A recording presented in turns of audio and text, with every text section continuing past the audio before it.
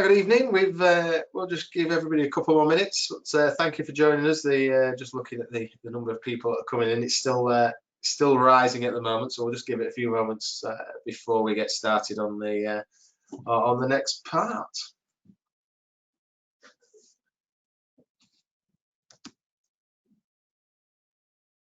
Right. You think about there, and everyone, just a few more coming through. So I'll just start briefly with the introduction this evening. Obviously, this is an opportunity again in part of our the consultation in the Back to Orienteering, and had the various different guidances documents have been published. It's your opportunity to ask us some questions for clarification if you're not sure on things as we run through. We'll be talking, giving an update and a bit of background about where we got to on certain things. We've had a number of questions, as we'd expect, that have come through already. So hopefully we've highlighted some of them in the first two slides as well, just as a benefit as well. If you do want to ask any questions through the evening, there is the question function that will be available on your screen. So do ask questions through there. I'll be monitoring them as we go through. We'll try and get through as many questions as we can. There are often too many we can get through, which is obviously a much easier, better place to be in than not. But we'll get back to everyone if we can't answer it on the night as well. But we'll try our best. Okay, I think we are. I think we're about stable there, and we're ready to get going a bit further. So I'll hand you over to Peter to do the first few slides. Thank you, Peter, and good evening, everybody, and thank you again for your time this evening. And yeah, please feel free to ask questions either tonight or throw them through by email, and we go on to them. Tonight we've got Fiona Kerr from SOA, the Chief Operating Officer. They had a similar meeting for the Scottish clubs last night, and she passed back some valuable feedback to myself and obviously Peter on this particular session.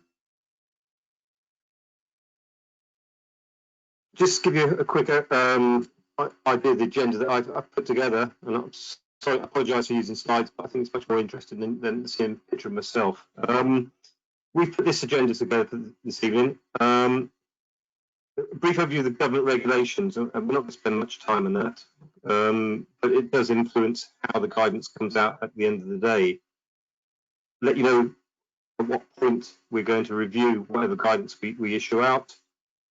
We're going to a short session on start, mainly because most of the queries we've received has been about the starting protocol, I suppose, and get people to ask some questions on that area immediately after that specific point.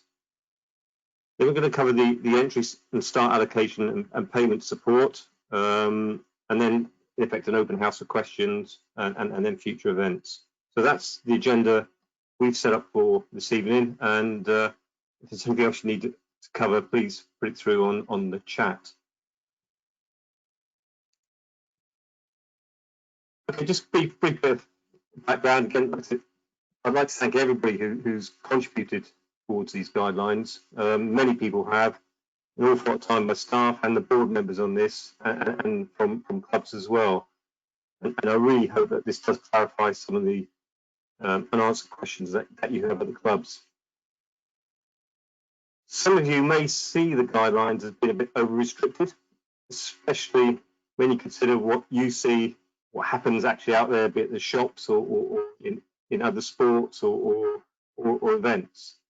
But I do think it is important that we demonstrate to landowners, government, local authorities and the general public that we do run a sensible and responsible and safe sport. Also, and I think this is probably more important, is given that 12% of our members are of an age, that we demonstrate to everybody, all our members, that they can return to the sport they love in a safe and controlled way.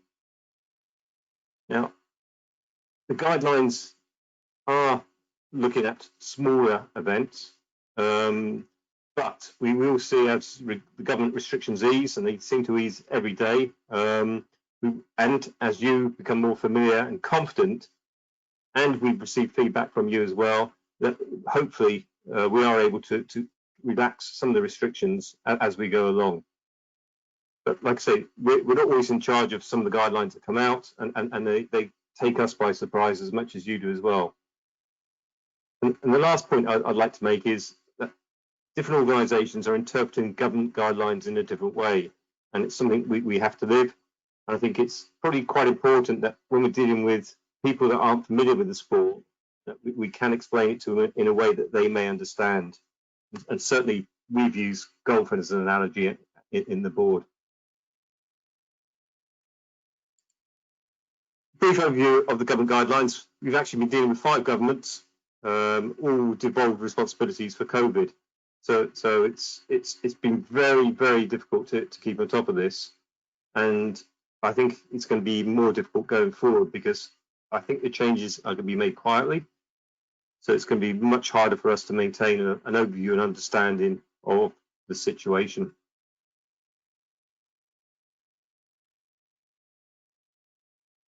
If we take the Isle of Man first, probably the easiest one, they're back to normal, completely normal. They've got no restrictions, and they've actually held their first event last weekend. So congratulations to the Isle of Man Orienteering Club. However, before you start booking your tickets, there are restrictions to travel to the Isle of Man. So unfortunately, unless you've got a good reason to visit there, you can't. And orienteering apparently is not a good reason in terms of the government eyes that you can't catch a flight over there for a competition. So the Isle of Man is up and running as we would expect in what used to be called normal times. The government guidance for Northern Ireland, they said outdoor events can start again from the 11th of July. The key restrictions are that groups of activities of up to 30 people are to be outdoors. And like all the other nations, there are additional requirements, maintaining social distancing, enhancing the hygiene measures, and a COVID-19 risk assessment to be carried out. But I suppose the key one here is groups of 30 people, activities of 30 people. So that's the limit for Northern Ireland.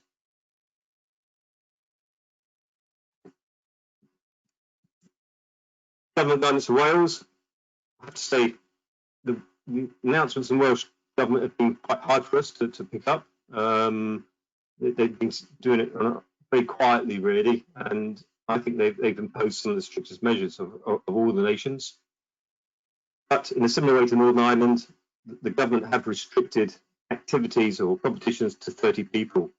The other additional requirement that they've asked for is that all participants have completed a self-assessment for COVID-19 symptoms before they do the activity.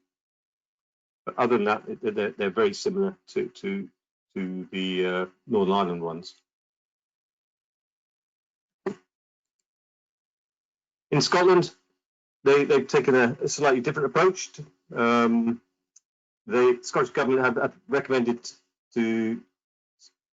that people should do local activities, and any guidance from governing bodies, in this case up here in Scotland, SOA, has to be signed off by Sport Scotland. And also they've stated that sport clubs will need to have a named COVID officer who must complete the risk assessment. Again, I am aware we've got Fiona on the call, and also Scotland SOA had a similar session yesterday with the clubs. I think 36 clubs, 36 members were in attendance of that one.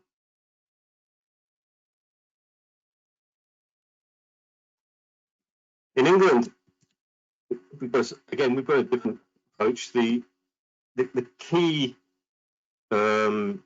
difference between us and the others is it's around this maximum size of groups, and at the moment it's 6 people, and that's quite a defining way of how we're operating. Again, we've got the risk assessment, social distancing, enhanced hygiene measures. It's the government's guidance around the maximum group of 6 people. That's given us a restriction. The government did release a document last week about team sports, seeking and governing bodies would have to seek permission from Department of Culture, Media, Sport. We have written to them saying, although we're not a team sport, would they approve our guidelines? At the moment, we haven't had anything back from them. But again, we're hoping we will get something back from them, because we think it would help when you're in discussions with landowners and local authorities. So how did that wash out in the guidance that we issued to you as clubs? Well, I have to say we are dealing with a number of different governments, legislations and guidance. However, the guidance we gave out, we published, was for England, although we've had similar guidance for Northern Ireland, Wales, and SOA have issued guidance for the Scottish clubs.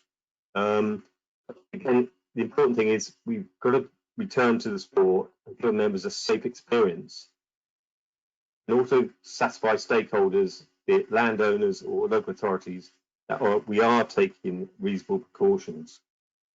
The last thing we want is a complaint made against the sport by a member of the public that we're being irresponsible in the way we're proceeding.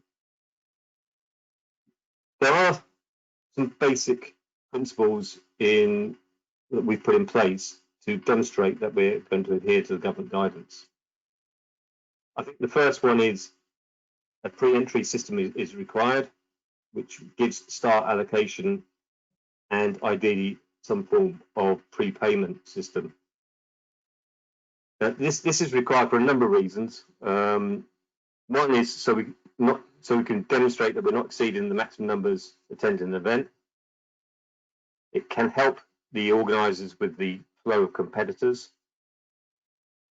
It can reduce and help manage the number of people congregating around the start areas. We also believe that it will help reduce the number and risk volunteers required at registration, as there should be less contact. Certainly the staff and the board, and I'm sure you agree, that probably the biggest risk area for all of us in returning is and around the start area, and it's trying to manage that part of the competitions. In addition to the pre-registration, the other important thing is for the track and trace. So if we did have an athlete or volunteer reporting with COVID symptoms after the event, we do have a record of who's at the event if the people from the NHS contact us. Again, that's no different from what pubs and restaurants are doing at the moment. I think a key thing, just to jump in on here as well, is that if somebody, and there is obviously a likelihood that it could happen, if somebody does have a positive test after they've been to one of your events, it's not up to the club and the volunteers to be able to be then contacting people within that have attended. We leave that up to the NHS test and trace team. It's their responsibility. They're the people that have been trained to be able to deal with that, them questions that will come forward. We don't want obviously volunteers and people within the clubs to be in that situation as well, even if somebody does inform you within the club. So it's just important to actually remind you. We've had a couple of questions on that as well. So. Thanks for that, Peter. It's quite easy, but it's Peters everywhere. Another thing that came up last night in the SOA webinar was that some members' details on the membership profile may not be up to date. When it comes to membership renewals, they're just clicking, yep, tick, fine, and paying the membership fees. I think it'd be worth going onto your membership profiles or encouraging members to go onto their membership profiles to check that they're up to date. And we will be sending a message out to members to encourage them to do that. Again, it's just in case there is instance of having to do a track and trace. Yeah, and just there's a question just while we're on the test and trace from Fiona about which details of entrance do we need to gather to pass to track and trace. So we need the name, contact telephone number, and the estimated arrival and departure times, if they can get the departure times. Obviously the arrival time is certainly one of the key ones, because we know when people have started, and we would be able to get a rough time from the download of how long they were on the course. So it is estimate. Don't worry, don't need to be exact, but name and contact telephone number are the key ones, and then a rough idea of obviously when they are starting. So another reason, obviously, for the why we need people in certain time blocks and recording of when they will be present. Thanks, sir. Cool. Right. Okay. So I'm not going to cover much more of the key changes, because I think hopefully you've read guidance, and I think if you've got questions, we can explore certain areas in more detail. But they are the key differences of running events and getting up and starting in the time we're in at the moment. Again, the other thing is make sure that the risk assessments are documented and recorded, and it's not just a normal competition one, it is a COVID one as well. In terms of reviewing the guidance, we decided to, staff and the board, we had a discussion about this. We wanted to put the guidance out there, give it a period to settle down, because it's taken a huge amount of resource to continue to update. The decision was made that for England, Wales, Northern Ireland, that we would carry out a review of the guidance week commencing the 10th of August. So you know, even from this webinar, and people have already emailed us in on certain things, there are certain areas that we will review. And that's all subject to any substantive changes by government in between times. We're not expecting them, but that doesn't mean anything at the moment for us. Scotland, the next review for time, date at the moment they've published is the 30th of July. So SOA will be reviewing their guidelines after this date, but then they still have to submit their guidelines to Sport Scotland for approval. But that process has been working quite well. The other thing we want to do is give a little bit of time to actually feedback from organisers and competitors on experience they may have had on their first competitions, and how that can reflect on the guidance going forward. We will publish review dates going forward of when we're going to review the guidance continually, because it will change. We hope it will change, and I think we can all see how the government's changed in their guidance on a weekly basis. You know, with Boris Johnson announcing last week that he's hoping to have spectators at football matches in October. So yeah, we're hopeful, providing there's no more second spikes, that we will be able to relax certainly the number of starts and other areas as we move on.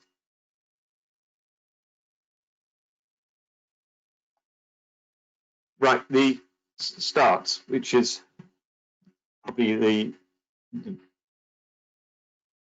I think Peter's email box, my email box has been hit, and I think Fiona in Scotland had certain questions on starts yesterday as well. And that's probably one of the biggest key differences to how we're going to operate going forward. I think we have to take into account there is different guidance and legislation for different nations, which has an impact on it. And we also have to look at the culture of orienteers on how they normally operate at competitions. Culturally, from what I see, the orienteers do arrive at the start early, and they are a sociable group of people, and generally enter into discussions with each other and in groups of people.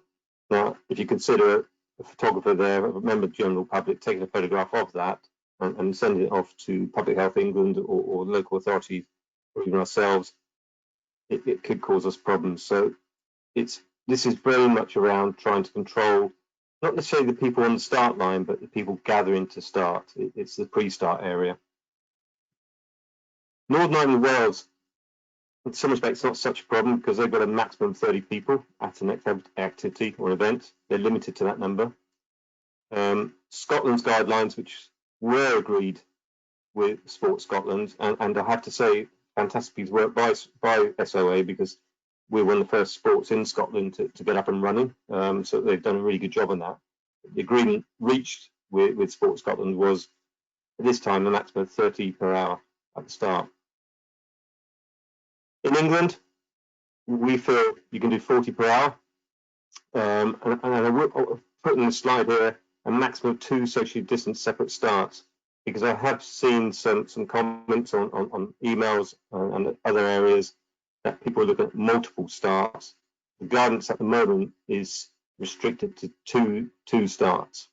Again, this is an area we may review going forward on the guidelines. Now, just to give you some idea on how that might look in events, I don't know how clear this particular slide is going to come out, but the team's done a bit of work looking at the stats for all local events over in the period the 1st of August through to the 31st of December in both 2018 and 2019. And 83% in last year, in 2019, 83% of local events had an attendance of 80 or under.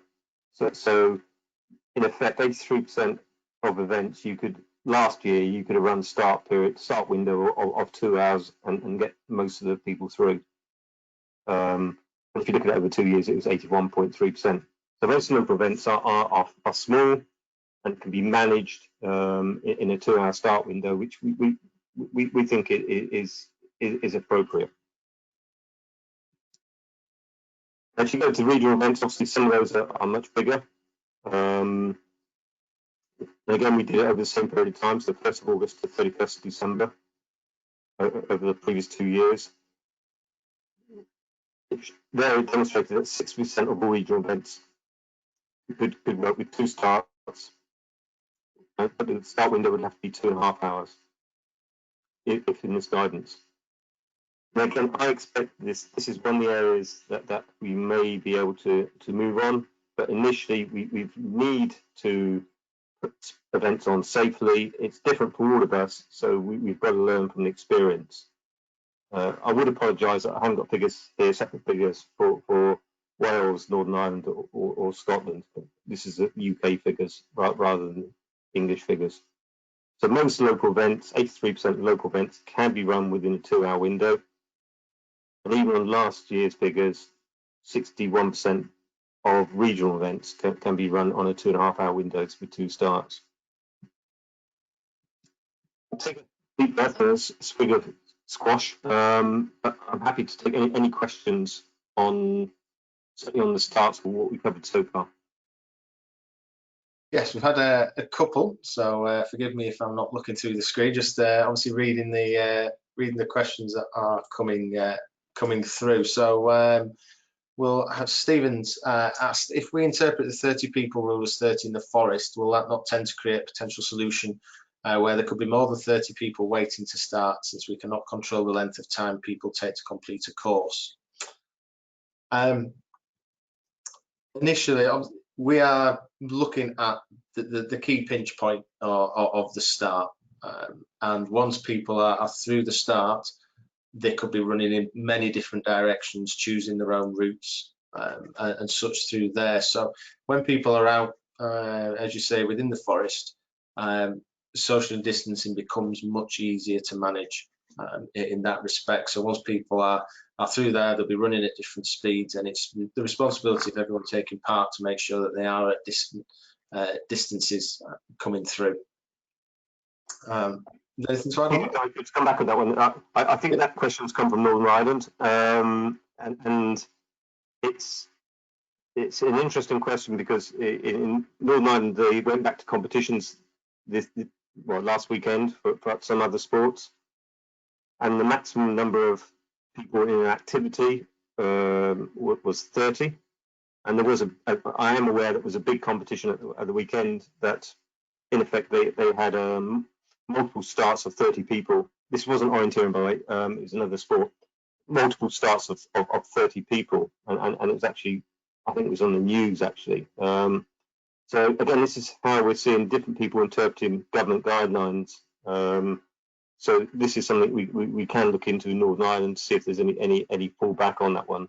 But at the moment, the guidance for Northern Ireland and Wales is that we've issued, and within and again, you have to consider the insurance side of things here. You operate within there is maximum event size of 30 people. Okay. You got Hillary. Good evening, Hillary. The question: one of the government documents talks about gatherings of fewer than 35 people, but it's not within our guidelines.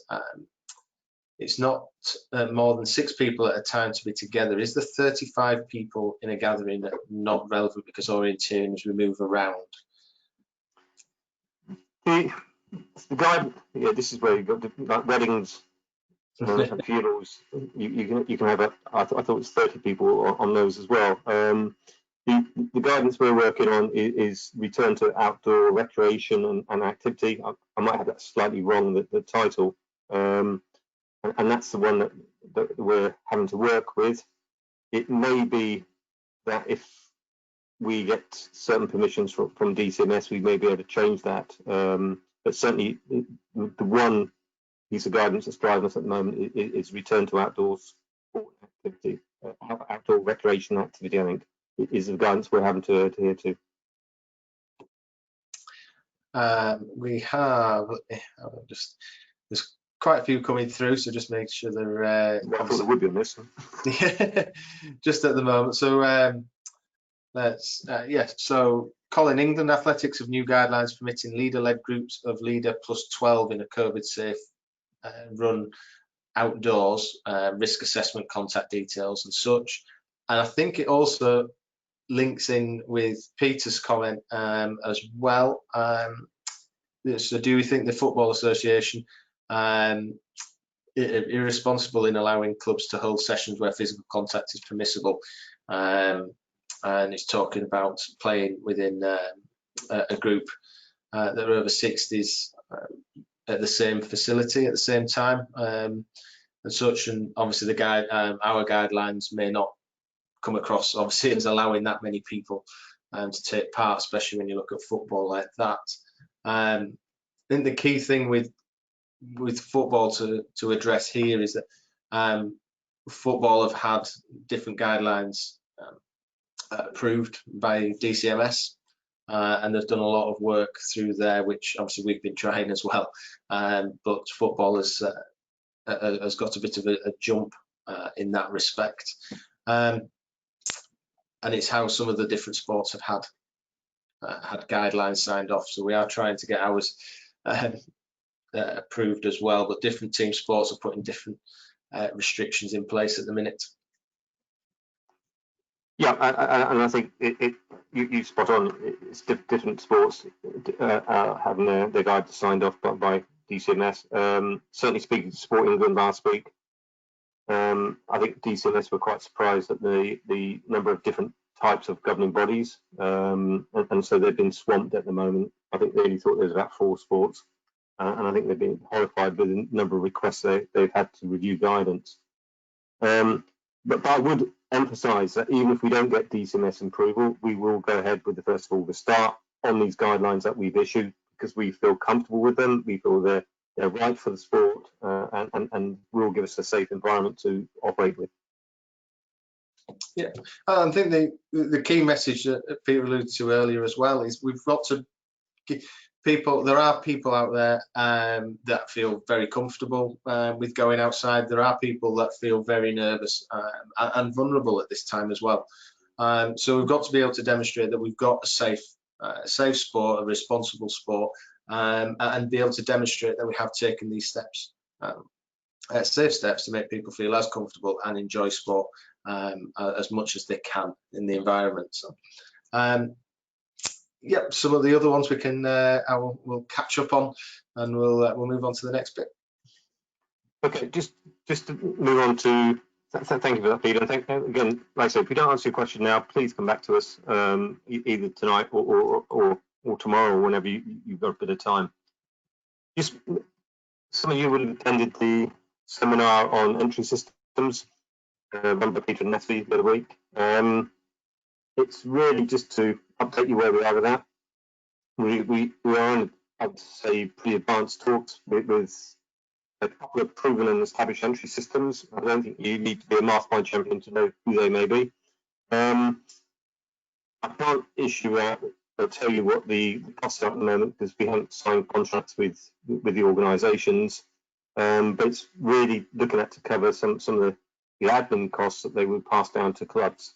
But in effect, I suppose the service charged by card providers will still be there, but we were looking at covering the administration costs. And again, just to try and help you understand it, this is not coming from membership funds. It's coming from an alternative funding source. So it's in effect not British Orienteering membership money that's being used for this. We've found another way of funding this. So hopefully in the next few days we'll be able to announce this. But the reason we've done this is very much around trying to support those clubs at the low level events, the local events where they wouldn't normally use entry systems to go down this route, because we feel it's so important that we control the flow of entries and also protect volunteers through paying before you start an event as well. So it's trying to create that safe environment for all of us.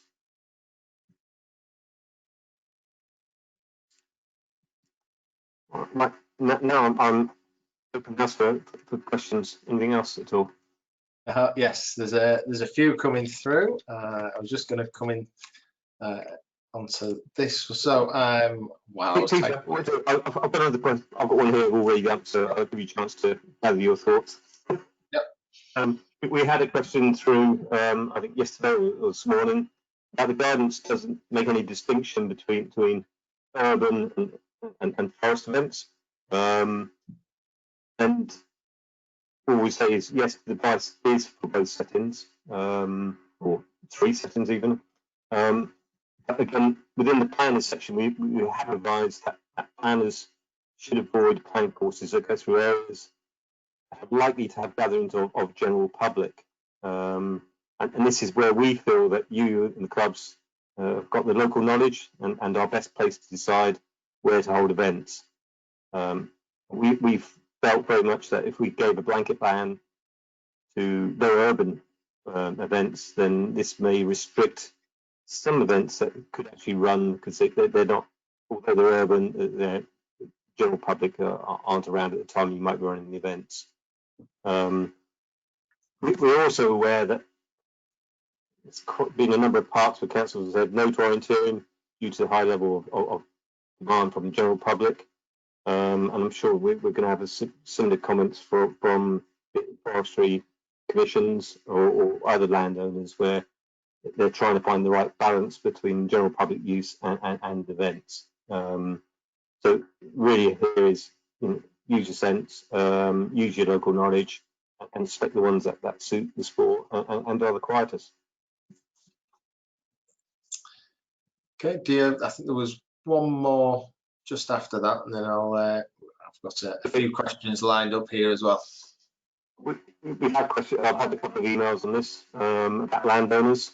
What are we doing nationally? To be brutally honest, at the moment, we're just coming out of the guidance part. We've just started working and communicating to some of the major landowners to try and let them know about our guidance and the fact that we believe we're taking responsible precautions to control the numbers and make sure it's a safe environment.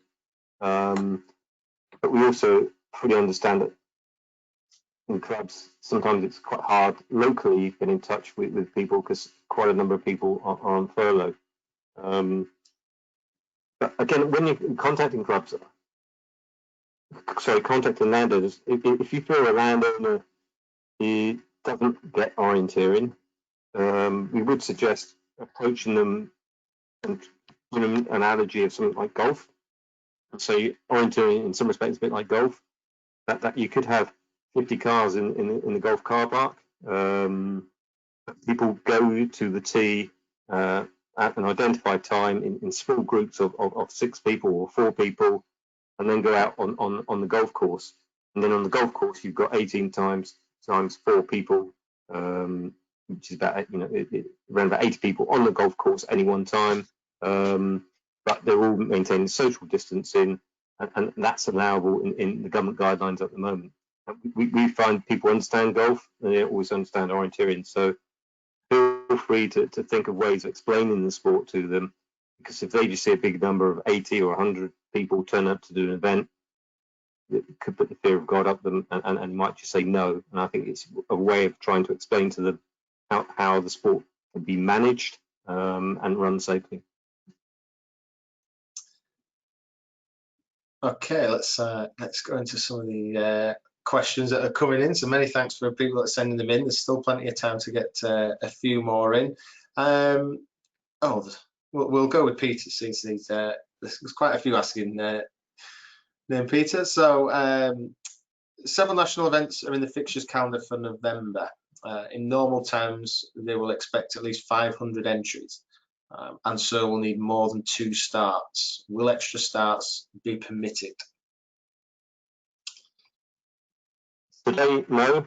Tomorrow may be. We will not change the guidance just because it's a national event. We will change the guidance because the regulations have been relaxed and enable us to do so. We've got to be driven by government regulations, not because British Orienteering have a national event in November. So I have, it's not easy for event organisers because we just don't know what's going to happen week in, week out. Do we have a similar situation to what happened in Leicester? Is going to happen more nationally in the autumn? Who knows? But the current guidelines say no. We will review that. There may be opportunities to relax it, but it's the government guidelines that are going to drive this, not because we've got a national event that may have 500 people in it. Yeah, it's not that we're saying no because we want to say no. It's we are being led by them, but we are, as I said, these guidelines will be reviewed regularly and changed as soon as we can to open up these types at the moment. So we are working hard and constantly checking back, and as we are in communication and trying to get sign off and get the sport of orienteering open much larger, but we've got to do it responsible at the same time. So there's every chance it might happen, but if we had to give you an answer right now, that would have to be no. But hopefully that we can change that answer as we progress. Okay, so Jonathan, stating that 2 starts can support a given number of people presupposes that the courses can be split to have an equal number of people on each start. It's tricky, especially if you need to have 2 starts and everybody wants to do the same course. That would need to be a planning logistic, or you limit the number of people on that course to within that 1 start. It is just how we need to manage things at the moment. So to give larger numbers, you might want to allocate people, let's say up to 80 at the minute could run from 1 start, so that hopefully should be, as we looked at the stats earlier, suffice to be able to have 1 course, everybody running off the 1 start for the 1 course. If you need more off that start, it might be that you need to consider running the same event on another day and then giving them the opportunities there. Or you could just have them in different directions, use the butterfly splits. Not ideal, so when I say that, I think you want to avoid pinch points. So I'll just clarify my comment there. Need to avoid pinch points when planning. So if there is a point where you are likely to get a lot of people congregating around 1 control, so 1 control is a popular one, or it's a narrow pathway, that pathway needs to be in 1 direction. There was one, let's have a look.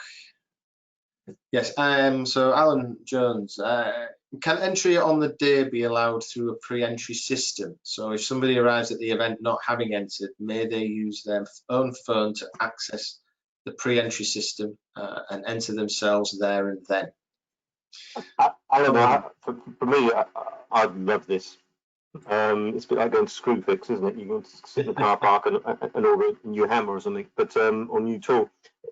In an ideal world, I would like to say I'd love to be in this position, and I think it's the way forward. But again, we have to respect that orienteering events are sometimes held in quite remote locations, and there could be Wi-Fi challenges. So I don't see any reason. I've got to check with SI and Fabian, see if they can allow that or not. I would love us to be able to go down this route for the sport in the longer term. Okay. Another Peter, all with different surnames. I had coming through. It's a popular orienteering name. A couple of slides previous, we mentioned a 2-hour start window. Is that the current restriction or just an example? I assume it's that particular slide there or the one afterwards. That's just an example. This was to give people, you know, we heard a lot of chatter over this 40 or 30 in Scotland an hour. But when you dig down to the stats, actually most of it can be done within a 2-hour start window. So that was just a pure example about the number of people you can get through, and most local events can do that in a 2-hour start window, which we don't think is unreasonable. Yeah, you can shorten it if you like as well. You don't have to do that. It's what you are manageable there. And Pete, I think we have alluded to it with SI and Fabian. So another Peter, have you negotiated with Fabian for SI entries? SI, an entry system that allows people to book an entry window rather than process the entries to produce a start list. So we are talking to them at the moment. You alluded to a bit earlier on, Peter, about what we're talking to them on that front at the moment, and we hope to have something confirmed for everybody soon. Yeah, I'm just trying to think exactly what the stop sending these hard questions, Peter. It's certainly around starts, yeah, and make not the card fees obviously wouldn't be applicable, but yeah, it's covering the admin costs that the club would face. So we're just trying to get them looked out, and then the entry system itself, just to make it. Obviously, the 2 very good systems there that clubs are very familiar with. So we're just talking on a couple of tiny tweaks to support them to be able to go within the guidelines that we've done, and both are very confident that they're able to achieve this and give everybody a good experience, whichever avenue you go down with, whichever one you pick. Have one from Fiona. If you have a family group of 6 doing good there. Sorry, the question came in, so it just flew up a little bit there. Can they all have the same start time, so they would end up more than 40 per hour starting, or is this trying to get around things?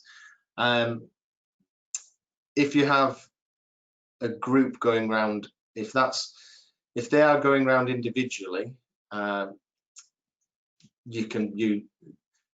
they can start slightly closer than what we've recommended within the 1 minute, because they are that same family bubble. If they are going round all together, you need to ensure that social distancing is certainly utilised and monitored a lot more closely at the start, because clearly there'll be a lot more people in that start area. So you just need to manage that and give people more space. The other thing to bear in mind as well, when you start chopping and changing this sort of thing, is if you use one of the proven and established entry systems, when you start making changes such as this, it's not easy to do. If you're operating your own entry system, then I think you can manipulate it much more. So I think you have to bear in mind the implications of that for some of the support mechanisms around this and control mechanisms. So technically, well, I wouldn't say a group of 6 because then you've got 7 people at the start, but actually when you're using an entry system to support this sort of thing, when you change in the setup, it's very difficult to manage. Fiona's just added another comment. So looking around the group of 6 going around individually. So yes, you can, if they are from that same household, you can start them closer together than the 1 minute recommended. But what you can do within that, you then need, it'll give you a bigger gap to be able to socially distance and have a much quieter starting area there. So you have got that flexibility with them in individual starts. So again, that applies to obviously if couples are arriving and doing individually, if they've got, they can start a bit closer together. Let's have there's a few more that was coming through. Really good one, again from Peter at Halo that has come through. So he's asked a couple of questions which have been really valuable. So thank you very much, Peter. How should clubs handle new members who have joined since the lockdown? So the guidelines infer that they're not welcome. This seems a bit harsh when they are raring to start and have paid their membership fees. We spoke about this at the board. We had quite a long conversation because when the initial drafts actually had the word competent, and then there was quite a big discussion about orienteers that weren't competent. But the key issue here is we're trying to, if you have novices at events that aren't used to coming up orienteering and require support, then we feel that's putting a volunteer at risk, unnecessarily so. So the guidelines were very much about not marketing events as the people that are new to the sport, only because of the support they will need from people on the ground and that level of contact. So it's not just about getting people out orienteering. It's trying to look at, this guidance reduces hopefully the number of volunteers you need on the ground as well, and the risk to them.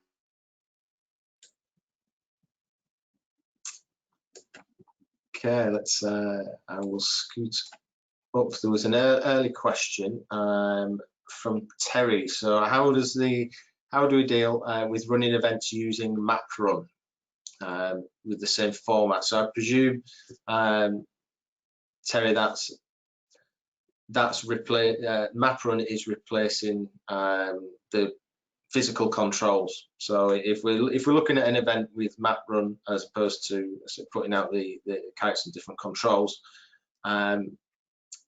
if you are having people on the ground starting as you would, you'd still need to follow the same process.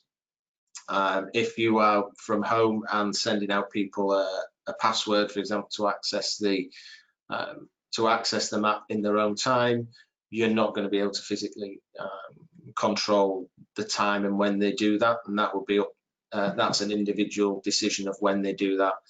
If you've left that day open, you can limit obviously the numbers, but that would be an individual responsibility. So you wouldn't need to control that as long as there's no infrastructure on the ground. As soon as you put infrastructure and the event setting around that, then we need to be more responsible. So if you do give people a 2-hour window of which they have to start that MapRun course, you would then need to control that.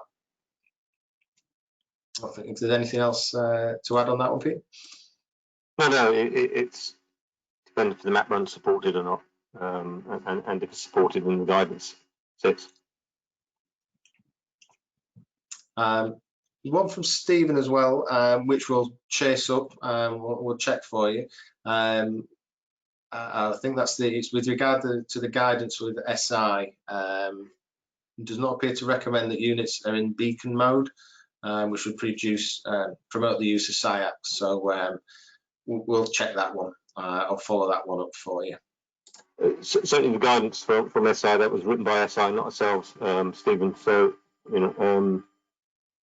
we're very grateful for them for writing that for us, but it's come directly from them. Yeah, and there was one more just on SI that came in earlier on. Again, I've responded to you individually, but I'll just mention it. Obviously, I think it's all the questions really relevant. So rather than dismantling the SI dibbers and washing the elastic band, that's obviously within the guidelines. Can we leave the band attached and merely leave the whole item for 14 days out in the open? All COVID should have died after that time. We've made no secret we are not we're not medical experts on this, and we've had to take obviously guidelines off the published government sectors and such, and I'm sure SI have done the same thing as well, but we'll check that one as well, and if we need to put an amendment into the guidelines, then obviously with that will be addressed as we go through. But I couldn't give you an answer on that one personally without with certainty. Right, there's a couple more. Yes, there's a few more coming through at the bottom. Oh yeah.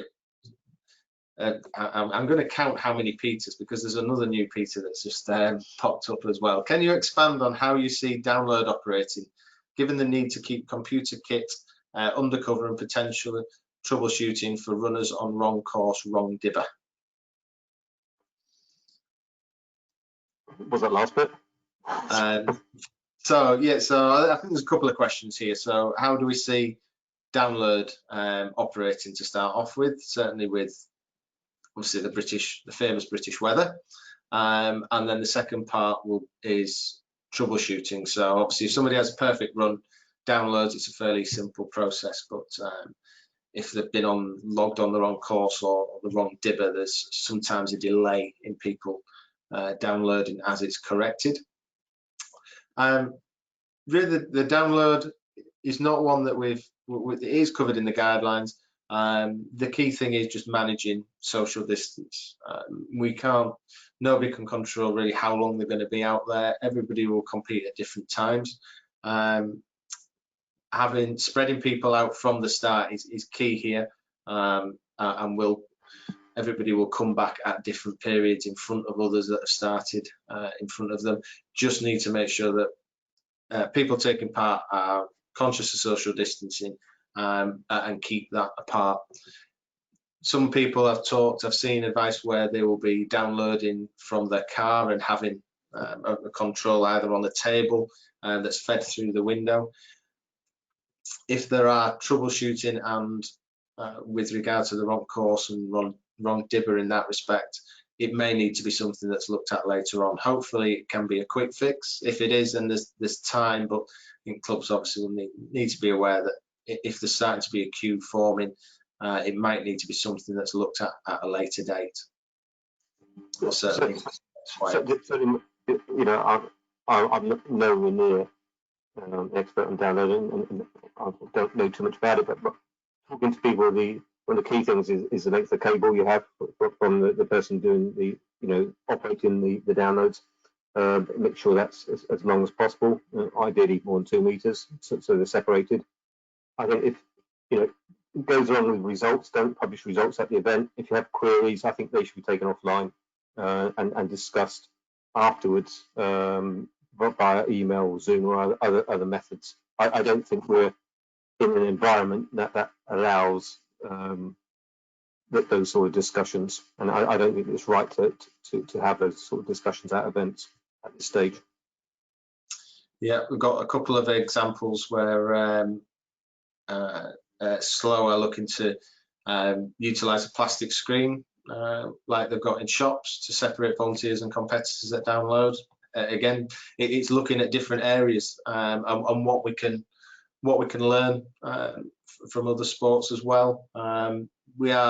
It was something we discussed in the office as well, about looking at, if you take some other sports, look at cricket, England cricket at the moment utilising a couple of venues for all their test matches this year. So is it something as a club where you can utilise the same facility a couple of times, doing different courses? 1 week might be a linear, 1 week might be a score, just as things get up and running. Some councils will be more receptive to others for various different reasons. and looking through there. So and Gordon at Slow carries on with talking about a couple of different areas with a computer in each, so that they have a separate download, and should there be some troubleshooting, they would then move on to the second area, and that will be dealing with that. I presume as well that they might be able to double download as well, which would then split people even further. So it's just being responsible in that area, and that's really for obviously for you guys to interpret on the day and make them decisions. There's a couple of questions that come through about slides being available. Yeah, we will we'll make these available afterwards as well, so don't worry about that. Fiona's asked another question about wondering about the use of plastic shields for download volunteers. Yeah, if you can source that, or the masks. Again, the masks is something you're outdoors, and it is something that is your own personal choice within that area. The key is, again, on the government guidance, is to maintain that 2 meters. And if you don't maintain it, the guidance, then you have to consider other safety precautions. But again, you have to respect how the volunteer feels. You know, does the volunteer would rather have it than if you're able to provide it. Fiona has just mentioned, I don't know if Fiona wants to come on the screen. I'll put her under pressure now, as well as a suggestion from a club with their download.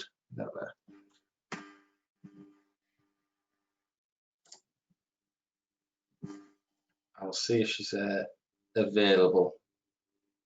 There we go. Hello, Fiona. Oh, I'll just. There you go, unmuted. There we go. Hi, sorry. Yeah, so the question came up in our SOA events question and answer forum yesterday, and one of the clubs had said that they were looking at having the official in the car, having the download unit 2 meters away from the car, but obviously there would be able to be dialogue between the person finishing and the person in the car, albeit the car would act as a kind of physical 2 meter barrier, if you like. So just one suggestion that came up from them. Fiona, just while you're on as well, was there anything key that's obviously linked in with a lot of the questions that have come in this evening? Have you seen very similar themes come across?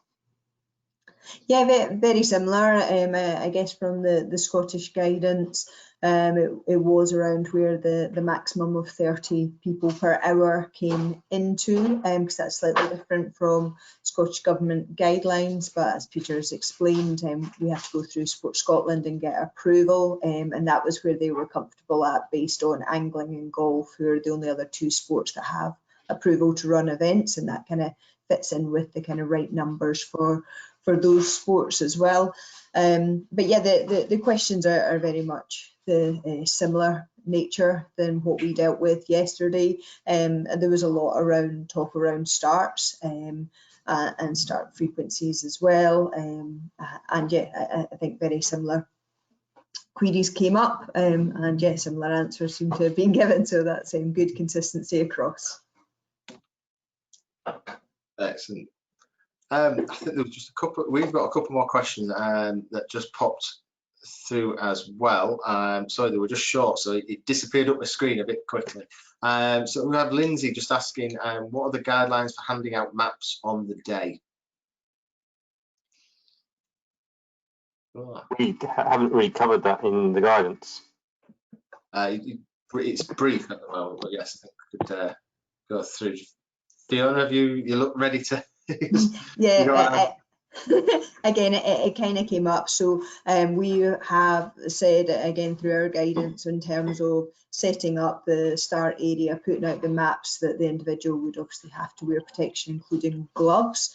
We would have hand sanitizer ahead of the start. So again, although the map boxes would be spaced out as well, each individual should have used sanitizer ahead of being in their starting box, ready to go. So when they do touch the map, yeah, their hands should have already been sanitised as well, and that was really yeah, the measures that we felt were appropriate to reduce risks around setting out the maps.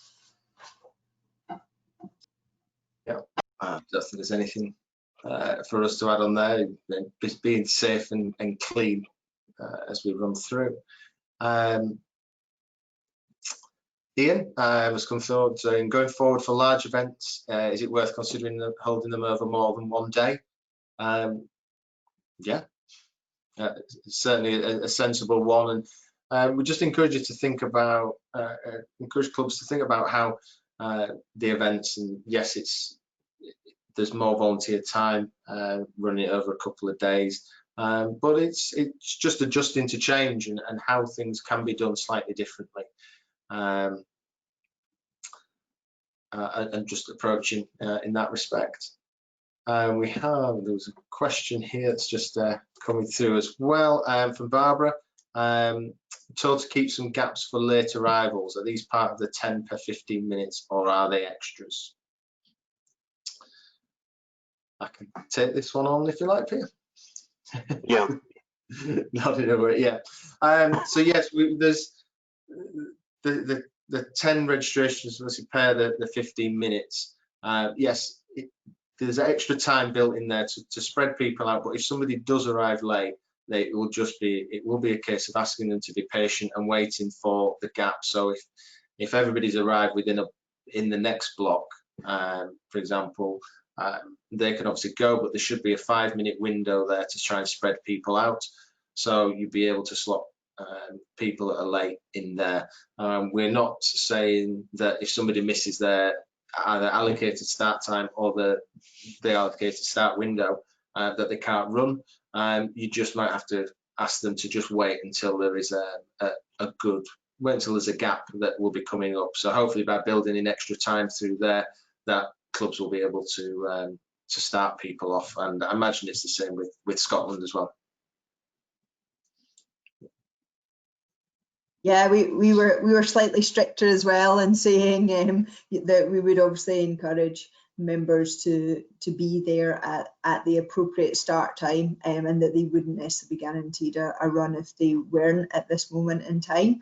Yeah, so just to encourage everyone to be punctual and respect that the organisers may have limited flexibility to fit them in, so not to assume if they are late that they will get a run from us. Okay, I think there's I've got a few more coming through, but I'm conscious obviously of time as well this evening. It's the hour's flown by again with some really good questions and some good examples that's coming through. I have another one here which I've been meaning to ask about with pin punching not being allowed. So this is from Peter again, different Peters all the time. Will there be a change to the competition rules around electronic punch failure? No.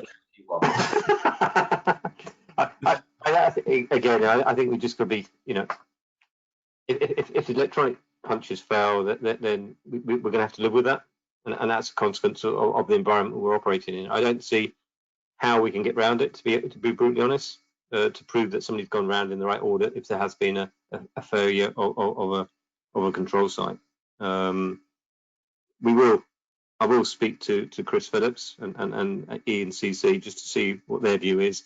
But personally, I think some things that we are in a difficult environment, and if things do go wrong because of how we're working, then we've got to be reasonable and accept those circumstances.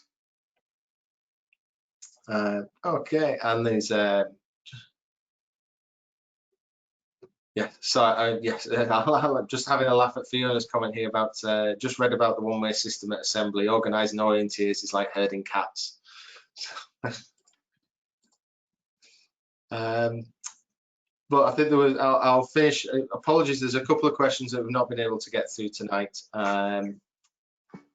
But we will obviously we'll be able to take all the questions and answer through them and get back to you. There's a few people that I've answered questions to as well as we've gone along that I don't know the answer to at the moment, so we'll come back a couple around SI cleaning and things. But I was just going to finish with Terry's question here, or more of just an option really. So it says, as an option, whilst restrictions are in place, could clubs not use map run as a competition where a window of say 2 to 3 days is given for competitors to complete their relevant course? This avoids problems with start as the entry is prepaid, and they can turn up at any time during those days designated. It certainly can. It certainly can, and we have set out information to say that you can utilise map run without the levy up until to the end of September at the moment for event specific, but there is further guidance because obviously it depends on how long courses can be out for. We need to work at that. Obviously that's not a question to run through here, but you can certainly run a course for a couple of days using map run and give people their free time to go and run that within that time. I think that is about us wrapped up. I think. Is there, Peter? Do you have any further comment? Anything to add? But just I've got some future dates there. Hopefully you can see my screen. We've got the AGM on Saturday, 1st of August, but as you'll all be out doing events, you won't be attending that. But it is a virtual one. Unfortunately, we're not doing attendees actually physically at the meeting. It's all going to be done virtually, and hopefully, and all the voting will go out beforehand. So if you haven't voted, please do so. But really, I hope you all have a good time getting back out there and actually orienteering, and please let us know, give us some feedback on how it goes, how you found it, what's been safe, what hasn't, because we will review the guidelines. That's all for all the nations, and we want you to have a safe and enjoyable time back out there orienteering. So good luck and enjoy it safely. Anything for yourself, Fiona? It was just a few suggestions that had come up through our discussion yesterday, just to say that some of the clubs were going to organise a kind of Zoom discussion ahead of their event, with their event officials, but also for all their members, so they can explain all the protocols ahead of people turning up at the event. They know what to expect, they know how START's going to operate, and as I say, they kind of have confidence in the measures that have been taken. And then the other suggestion was a kind of post-event Zoom session as well, where results might go live while you're on Zoom, to allow people to have a discussion around results, and have the kind of usual discussions that you'd have kind of at the finish line that aren't going to be possible given the circumstances that we're organising events in just now, which, yeah, I thought were really good suggestions that might be worth considering. Brilliant. Just like to finally thank everyone for coming in and tuning. Thanks for Fiona for joining us this evening, and for everyone that's been watched and sent in your questions. Really valuable. We're always open to more questions as well. If people need clarity, happy to provide it. And as we say, this is the interim guidance. I'm sure things are going to change. There's not one week has gone by without some sort of change happening. So we will constantly keep reviewing them and supporting you to get back out there. Thank you very much, and we'll see you again soon. Thank you.